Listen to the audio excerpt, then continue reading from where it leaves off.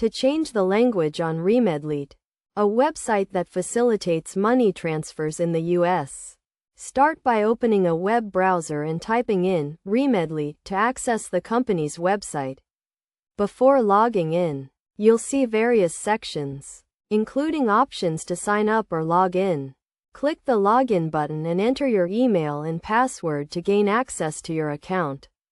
Once logged in, you'll see options such as send money, transfer history, refer friends, and a welcome button. To change the language, click on a small button that will display a list of available languages, including English, French, Spanish, Vietnamese, Dutch, German, Polish, Romanian, and several East Asian languages.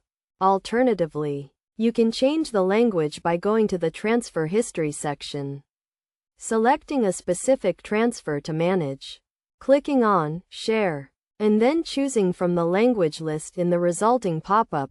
This allows you to change the language for a specific transfer. By following these steps, you can easily change the language on Remitly to suit your needs.